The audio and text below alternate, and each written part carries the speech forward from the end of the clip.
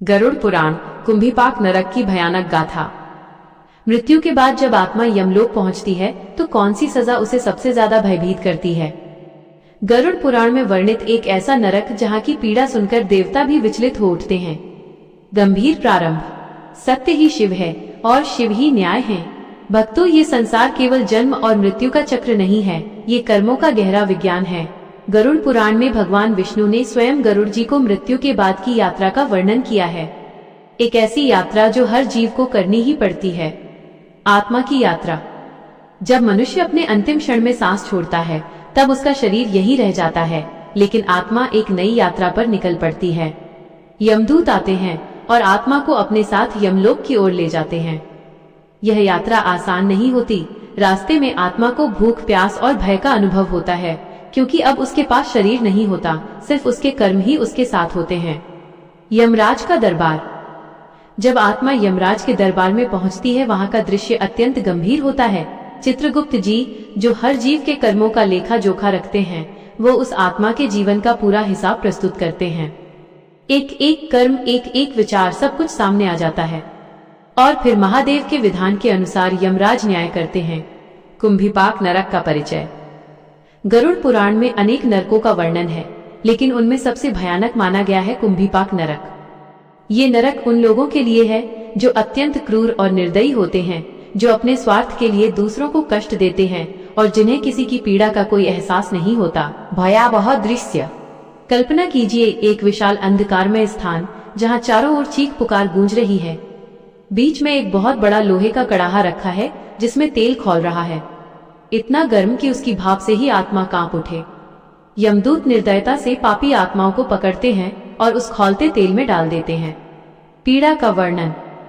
जैसे ही आत्मा उस तेल में गिरती है, वो असहनीय पीड़ा से तड़प उठती है, चीखती है, चिल्लाती है, लेकिन उसकी कोई सुनने वाला नहीं होता। सबसे भयानक बात यह है कि ये सजा समाप्त नहीं होती।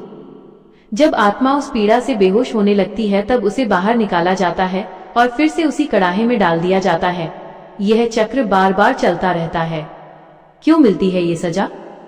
ये सजा उन्हें मिलती है जिन्होंने अपने जीवन में दूसरों को असहनीय कष्ट दिया होता है, जो निर्दोष प्राणियों को मारते हैं, जो अपने स्वार्थ के लिए किसी का जीवन बर्बाद करते हैं, जो दूसरों की भावनाओं से खेलते हैं, उन्हें कुंभीपाक नरक का सामना करना पड़ता है।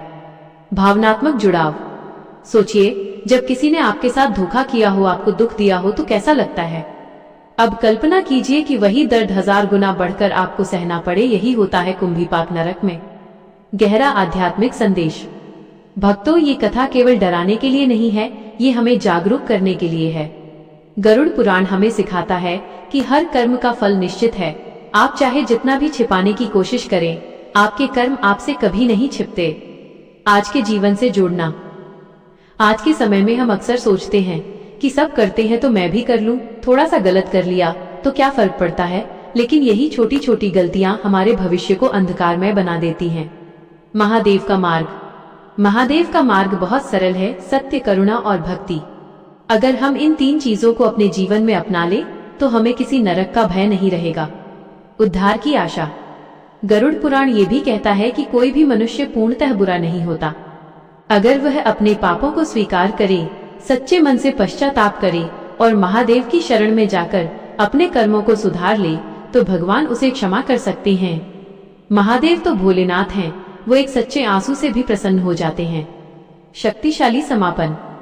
तो भक्तों, आज से ही अपने कर्मों को सुधारे, किसी को दुख देने से पहले सोचें, क्योंकि जो हम आज बोते हैं वही हमें कल काटना पड़ता है। अगले भाग में जानेंगे कि नरक में आत्मा के साथ हर पल क्या होता है, क्या उसे एक पल की भी राहत मिलती है और यमदूत उसके साथ किस प्रकार का व्यवहार करते हैं। अगर इस कथा ने आपके मन को छू लिया हो तो कमेंट में हर हर महादेव लिखकर अपनी भक्ति व्यक्त करें और याद रखिए, जीवन आज है, सुधार अभी है, क्योंकि कल केवल कर्मों का फल है। हर हर महादेव।